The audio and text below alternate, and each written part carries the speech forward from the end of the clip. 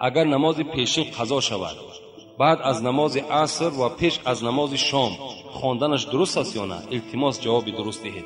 یعنی بین عصر و شام فقط خواندن تحیه مسجد که اینا در نافله می‌درایند، خواندن شکر وضو، خواندن 2 رکعت برای ارواح‌ها، اینها بین عصر و شام جایز نیست، مکروه هستند. لیکن در شرح الوقایه، شرح مختصر چی میگوید؟ جایز است نماز قضایی را خواندن. نماز قضایی این حکم واجب دارد. برای همین بین عصر و شام شما میتونید که نمازهای قضایی تون بخونید، چی هم روزه باشد چی پیشینش باشد، با که ندارد.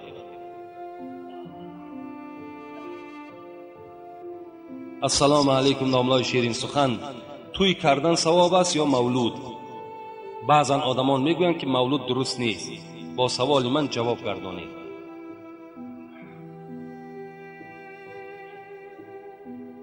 معرکه کدامش که خالی از منکرات شرعی باشد همونش درست. مولود نادرست گفتگی آدم البته ناحق است، خودش نادرست است.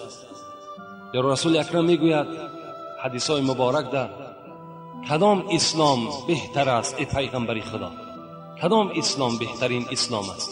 پیغمبر چی گفتند؟ افشاء السلام و اطعام الطعام. سلام آشکارا گفتند، یعنی با صدای بلند السلام علیکم، و دویم طعام دادن. اینها بهترین عملهای اسلام هستند. و در مولود دادن طعام است و از همه رکنهای خیلی مهمی که حتی پیغمبر گفتند 4 چیز جهاد در راه خداست که دوی این چی است؟ الامر بالمعروف و النهی عن المنکر. امر معروف و نهی منکر اینها جهاد هستند که در مولود این 2 امر چی می شود؟ اجرا می شود. این چی جای غلطش است؟ این جای غلط نداره. لیکن توی کردن ما و شما اگر خالی از عرق نوشی باشد، خالی از رقص و بازی باشد، انشاءالله اونش هم هیچی زلالی ندارد. لیکن وقتی ما و شما مثال یک توده خواهر و اپه و بیگانه ها را جمع میکنیم و با اون مردهایی که مست هستند و دستها را تاو میتند، در گردن زنی تو میزند، در گردن خواهری تو میزند، این صورت مردن توار مردک بهتر است. مردن بهتر است. وقتی زنی تو و خواهری تو با یک مردی مست الست رقص میکند و تو چشمهات کشاده و تماشا داری، این مردی نیست، این ایمانداری، این دیوسی است، اینش ناجایز.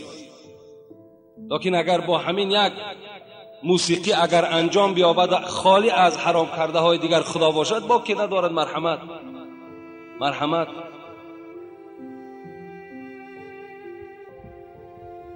السلام علیکم داملای عزیز، من مخلص شما هستم و از شما خواهش دارم به سوال من با پررگی جواب گویید.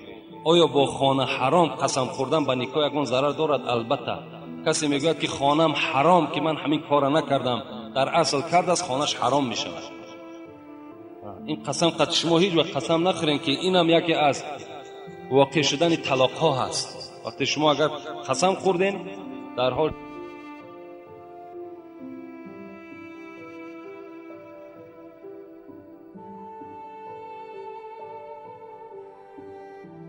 من به شما یک سوال دارم. من در کتاب وصیت‌نامه پیغمبرمان صلی الله علیه و سلم خواندم که دوست داشته ترین بنده خدا بنده است که این دعا را میخواند: ربی انی ظلمت نفسی فاغفر لی فانه لا یغفر الذنوب الا انت. میخواستم این را پرتر بر من میفهموندید. با احترام یکی از مخلصان اشهدی، شما استاد عزیز.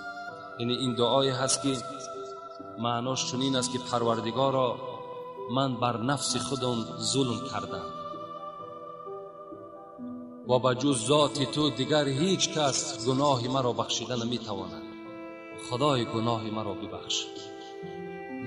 این بهترین دعاست. اگر کدام ما و شما خداوند میگوید من دعا را دوست میدارم، وقتی همین بنده دستش پهن میکند من دوست میدارم که دعای او را قبول بسازم. از این خاطر وقتی ما پهن میکنیم دعا را میگیم پروردگارا ما امروزها هر یک ثانیه و هر یک دقیقه ما با گناه سپری شده ایستاده است. خدایا با صفت ستاری و غفاری خدا گناههای ما را مغفرت بساز. هم دعای ما و شما را خدا قبول میسازد و هم ما البته بنده دوست داشته ترین به سوی خدا میگردیم. خوش به حال آن کسی که از گناهاش پشیمان میشود و به سوی خدا زاره و تولا میکند، نه مثل بعضی همون کلان سالای ما و شما که 10 ساله و 20 ساله پیش بعد ورق میزنن ای راحت داشتیم ده، ای استراحت داشتیم ده. بعد استراحت چه میفهمی که مثال یا عرق نوشی بود یا که مثال زیناکاری بود یا یگان کار دیگر بود. این استراحتش، این راحتش. این معیشت نه، این بلکه معصیت است. برای اینها باید که آبی چشم کن در کار، افتخار نه.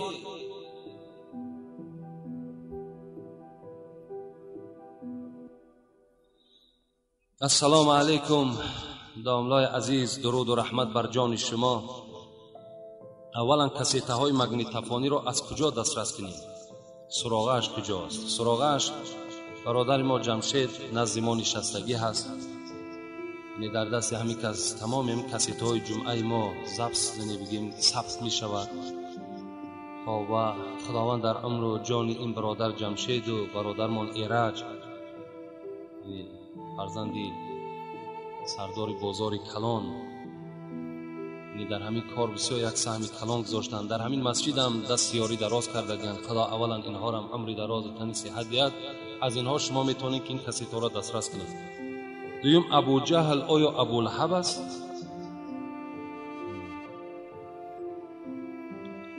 ابو جهل این ابو لهب نیست. ابو جهل هم مثل ابو لهب کسی بود که فقط و فقط در آزار پیغمبری خدا بودند.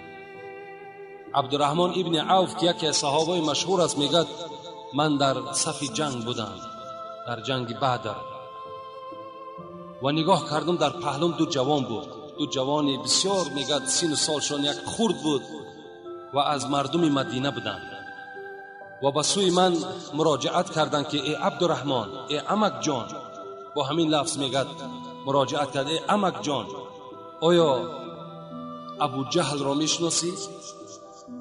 عبدالرحمن میگوید که البته من میشناختم ابو جهل کی بود، زیرا ما همراه او در مکه مکرمه یک جا زندگی میکردیم. گفتم بله میشناسم. گفتم برای ما نشان نمیدهی؟ گفتم مطلب شما چیست؟ گفتند ما آگاه شدیم که این ابو جهل پیغمبر خدا را محمد را بسیار آزار میدهد. قسم به آن ذاتی که جان من و جان این برادرم در دست اوست، اگر ما با ابو جهل رو پرو شویم تا زمان از پیش او پس نمیگردیم که یا کشته شود یا کشته میشویم. با این مطلب به این میدان جنگ آمدیم. حضرت عبدالرحمن میگوید من در حیرت ماندم که اینقدر جوانهای خرد و با غیرت با یک ابو لهبی که خیلی جسد کلان داشت و با او هجوم کردن هر کس قدرت و غیرت نداشت، برای خودش بسیار میگه محافظت میکرد در جنگ. نگاه کردم میگد که این دو جوان میگد وقتی نشان دادم که وای بالای اسب سوار است انا همون ابو جهل است، میگد نگاه کردم که میدویدن به سوی همون برای ثواب. از جان جوانی خود چکار کردن؟ گذشتن برای خاطر اسلام، برای خاطر همین اسلامی که الحال ما و شما با اندک مال با همون مردم یهود میفروشیمش. همون جوان حکام میگد با همین کاردها در دست میگد با سوی همون ابو جهل میدویدن. دوید میگد یکی از اونها این معاذ ابن عمر ابن الجموح بود. میگد وقتی میگه رو پرو شدم نگاه کردم که رو پرو هجوم کردن با ابو جهل هیچ شرایط نداشت. از این خاطر میگه در پای ابو جهل میگه با همون کارد زدم. برابر زدن میگه که این ابو جهل میگه اون بدبخت میگه از بالای اسب میگه در زمین زد و این داده رو میگه یک مقدار دیگه میگه زخمیش کرد که تا حال نمرده بود، تا حال نمرده بود، لیکن قدرت داشت میگه و بالای همون زمین دور میگشت. و فرزند ابو جهل اکرمه نام داشت، در پهلوی میگه ابو جهل بود. این معاذ ابن عمر میگوید من از او فراموش کردم و این فرزندش میگه کار در برداشت و به دست راستی من زد که دست راستی من تماما از همون موضع اساسیش میگه جدا شد. همین زمان بود میگه که نگاه کردیم عبدالله ابن مسعود که خیلی غیرت داشت میگه آمد میگه بالای سر ابو جهل قرار گرفت و ابو جهل میگه به هلاکت رساند. یعنی این ابو جهل این ابو لهب نیست، بلکه این شم یک دشمن سرسخت پیغمبر ما و شما بودن. الحمدلله امروز همش در همون اسفل السافلین در پسترین دوزخ خداوند از روی وعده قرآن عذاب دارند. السلام علیکم بابای حاجی، میبخشید سوالی دارم. من ماشین خریدم، میگویند که پیش از ماشین رو خریدم باید زکاتش رو بدهی. اگر من زکات ماشین رو ندهم چی میشود؟ این ماشین زکات ندارد. مثال کسی که ماشین میخرد معنای او را ندارد که ماشین زکات داشته باشد، بلکه آدمی که با دولت باشد یعنی $800 داشته باشد به حساب حاضره. اگر همین $800 یک سال تغییر نیابد، $800 بماند یا $800 زیاد شود، در گردن این آدم فرض می شود که چکار کند؟ از $800 $16 جدا میکند، در دست یگان آدم مستحق فقیر برده میدهد، این ده ثواب بگیرد. لیکن به خریدن ماشین این چی است؟ در گردن ما و شما زکات واجب نمی شود. سلام بابای حاجی، سوال میگویند که با دختر سر منزل رفتن ممکن نیست. من صاحب 7 دختر می باشم، خداوند به من فرزند پسر عطا نمی کند. در این حالت من از دنیا می گذرم. فرزندان من باید بدانند که سر گور پدرشان در کجا هست. آیا در این حالت دختران من نمی توانند که یکی از آنها سر گور پدرشان را بینند یا نه؟ یعنی این برادرمان فقط صاحب دختر بوده است و خواهش همین بوده است که دخترهاش بالای منزل پدرشان رفته در حق پدرشان دعا کنند. سر منزل رفتن با حدیث پیغمبر خدا چی برای مرد چی برای زن جایز است، چی برای زن و چی برای مرد جایز است. این حدیث پیغمبر خداست. لیکن فقط با همون لباس‌هایی که خداوند در قرآن فرمایش داده است برای زنها، انا همون لباس اگر در بدن اونها باشد، یعنی سطر اسلامی داشته باشند، میتونن که رفته سر گوری پدر خدا زیارت کنند. لیکن امروز فکر میکنم حاجت به اینم نیست. اگر همون دختری که در ما و شماست از جانب خانه با قدر همون ذره‌ای که دارد اگر خیر احسان میکند یا قرآن میخواند یا دعا کند در حق پدر ببخشد، انشاءالله خدا قبولش میکند. اینش بهترین صورت است از اونی که مثال بالای قبرستان همون زنها رفته دعا و درود میکنند. اگر چنده که در فتوا رفتن زن با طریق سطر اسلامی جایز است. السلام علیکم داملای شیرین سخن، نمازهای سنت 4 رکعت باشد، همه آنها به سوره می آیند؟ البته همین 4 رکعت نمازهایی که سنت هستند هر 4ش به سوره هست، فقط 4 رکعت فرض 2تاش به سوره و 2تاش به سوره است. اگر شما سنت هر 4ش در یکی از اینها اگر زمی سوره نکنین نماز شما فاسد است، از سر بخونید نماز. نمازهای سنت به سوره نمی شود. السلام علیکم داملای عزیز، آب شهوت چند خیل می شود و کدام آن حرامت می کند و کدام آن به نماز می کند؟ التماس با سوال من خوب جواب دهید. البته آبها منی می شوند، مدی می شوند، مزی می شوند. و برآمدن آب منی که این در حالت مثال شهوت است که وقتی مثال مرد با زن خود خانه‌داری می کند همون آب منی خارج می شود که بعد خارج شدن او غسل واجب می شود. اگر همین آب منی از حساب از یک بلندی میگه به پایان، مثال وقتی آدم می افتد یا اینکه یک باری وزبین در پشت بار کند، گاه همین آب منی هم خارج می شود. به سبب این میگوید غسل واجب نمی شود. فقط غسل با برآمدن آب منی در حالت شهوت برآمده باشد، این صورت غسل واجب می شود. لیکن مدی و مزیج بسیارتر بعد پیشاب کردن، مثال بیرون می شود که اینها چی است؟ اینها شکننده طهارت هستند. اگر در حالت مثال طهارت داشتی و همین مزی و مدی برآمد، این صورت هم طهارت را میشکنند. و اینها چی هستند؟ همش بی نماز هستند. همش در بدن شما که اگر افتید بدن شما را بی نماز میکنند. باید که شما اونها را شسته تازه کنید. السلام علیکم داملای شیرین سخن. آیا آدم دیوانه را در قیامت پرسش میکنند یا نه؟ نه، پرسش نمیکنند. آدمی که اگر عمرن تماما از مادرزاد تا به آخر حیات دیوانه باشد، اینها را در روز قیامت اینا مکلف نیستند. از این خاطر اینها را در روز قیامت هیچ سوال و جوابی نمیکنند. السلام علیکم داملای عزیز. در مسجدی که نماز جمعه خوانده نمی شود، نماز عید را خواندن ممکن است؟ مسجد ما 5 وقته است و در آنجا نماز عید را نه، جایز نمی شود. در نماز جمعه فقط نماز عید بخوانید. در نمازهای 5 وقته، نمازهای جمعه و مثال نمازهای عید فقط می شود که به قرار مفتیات اگر شما مثال دستور داشته باشین، اجازت نامه داشته باشین، میتونین که بخونین. این طریق از پیش خود خواندن نمیتونین. السلام علیکم داملای محترم حاجی میرزا. از شما خواهش میکنم که به سوال من جواب دهید. ما هر روز شاهد آن میشویم که در ماشینه‌های سبکرو کاسیته‌های امر معروف و تلاوت‌های آیات کلام ربانی را گوش میکنند. و آیا ما اکثریت مردم که از سجده تلاوت بیخبریم؟ مثلا در سوره اقرا جای سجده تلاوت دارد، ما چیکار کنیم؟ از شما حاجی محترم خواهش میکنم که در همین مسئله روشنی اندازید. یعنی سجده تلاوت در اصل مثال مردم ما و شما درک ندارد. در 14 جای قرآن سجده تلاوت است. یعنی وقتی که همین 14 جای قرآن سجده تلاوت دارد، وقتی همین آیات ها تلاوت میشوند، باید که ما چیکار کنیم؟ بعد شنیدن همین آیت سجده تلاوت، یعنی آیت بگیم همون سجده، باید که 2 سجده را انجام دهیم. از این خاطر در ماشین ها وقتی که کاسیت ها را که گوش میکنین، مثلا سوره اقرا در آیت سجده است، با شنیدن کاسیت سجده واجب نمی شود. فهمیدین؟ بس شنیدن از کاسیت اگر آیت سجده خوانده شود، این در واجب نمی شود. فقط در حالتی که از آدمی همین بگیم زنده در پیش یا در داخل نماز باشد، آیت سجده را خواند، برای آدم خارجی نماز هم واجب می شود. سوال ها را مختصرا جواب میگیم برای که سوال خیلی زیاد است، چی در خانه و چی در پیش ما.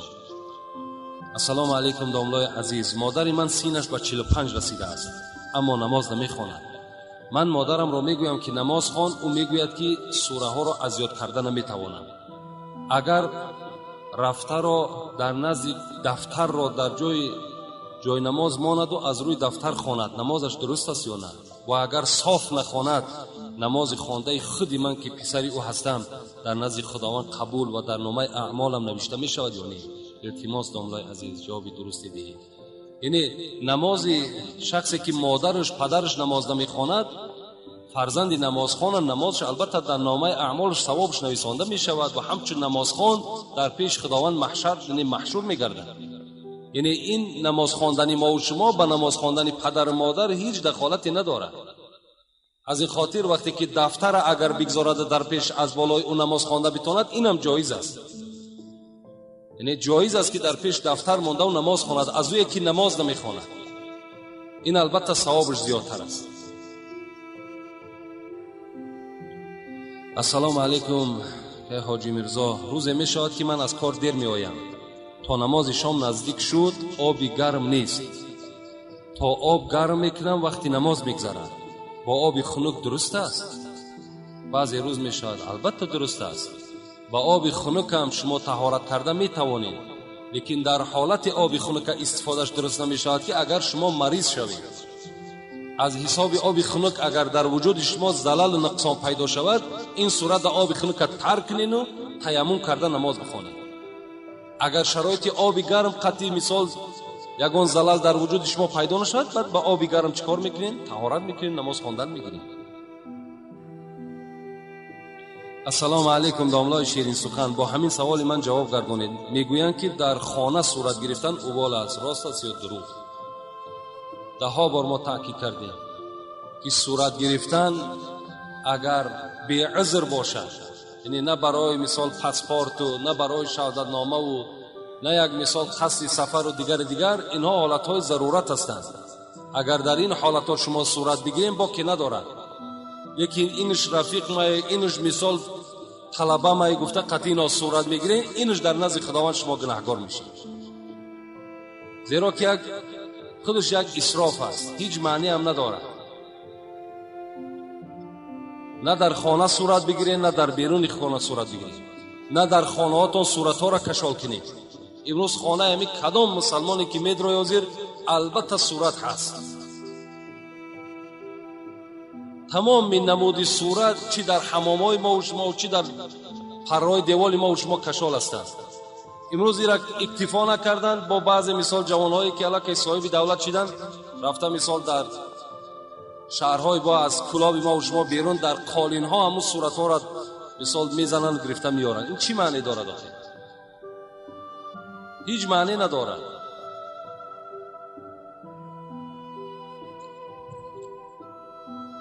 سوال آخران میخونیم. السلام علیکم داملای شیرین سخن، خداوند علم شما را از اینم دیده زیادر گرداند. من یک چند سوال دارم، التماس با پرگی جواب گویید.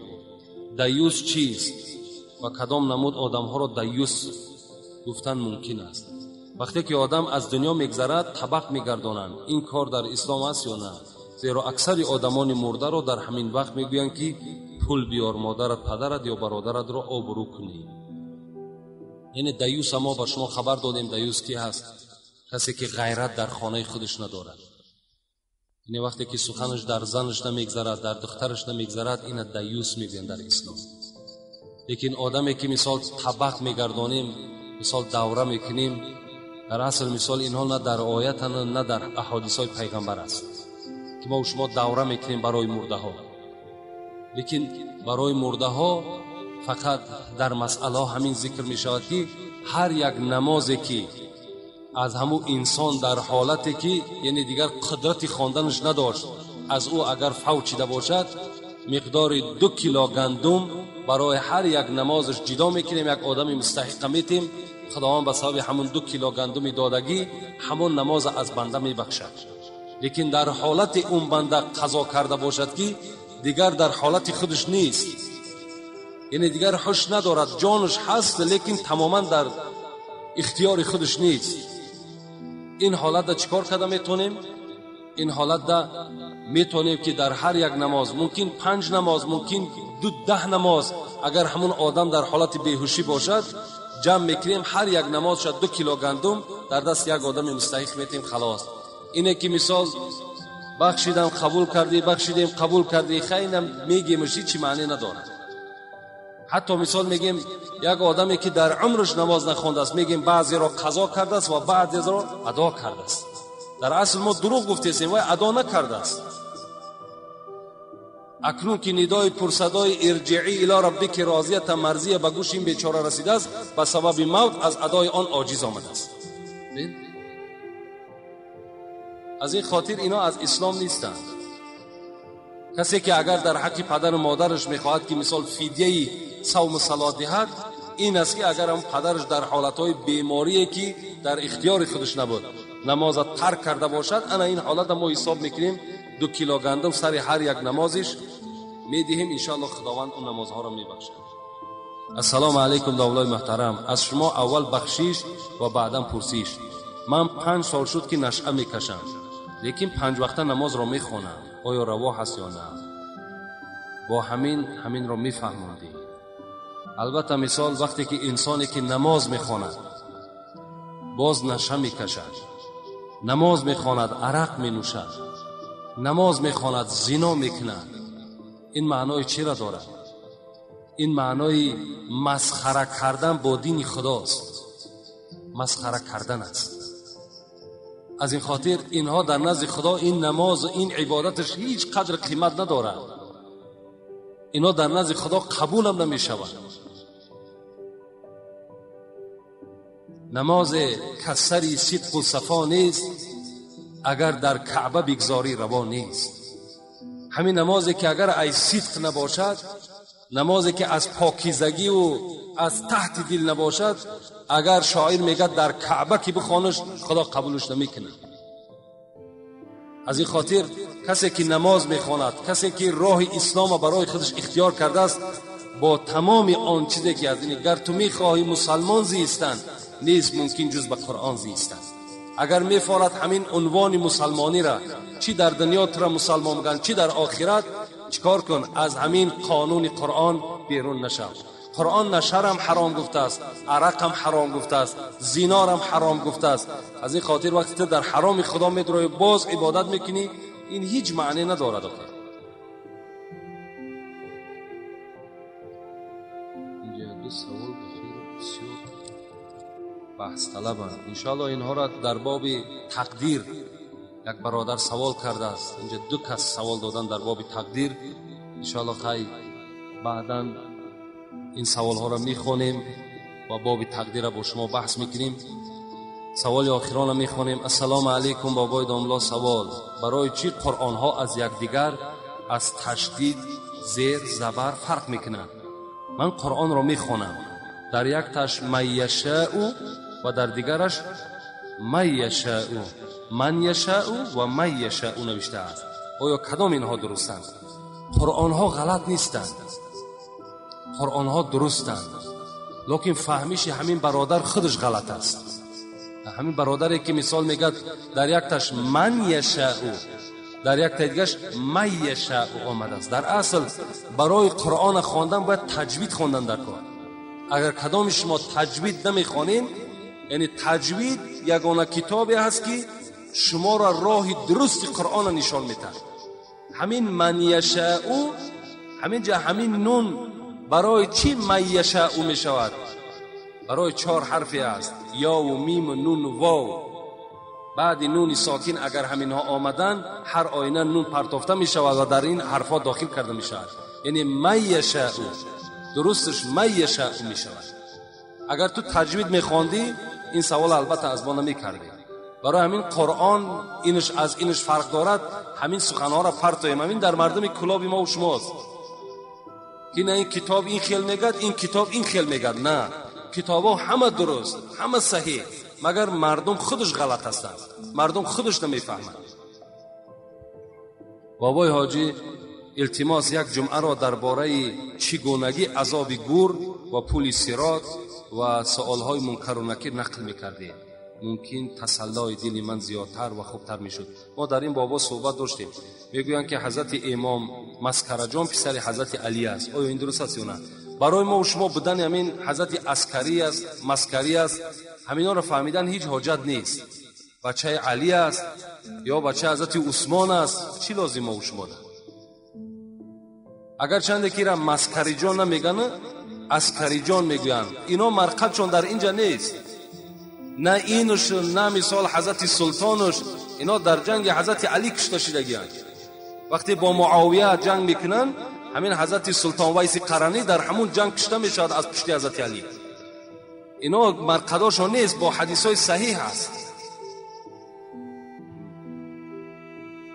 برای همین ایرا عسکری جان میگن که نبیرای حضرت علی هست. لیکن دانستنش با ما و شما هیچ شرطی ندارد.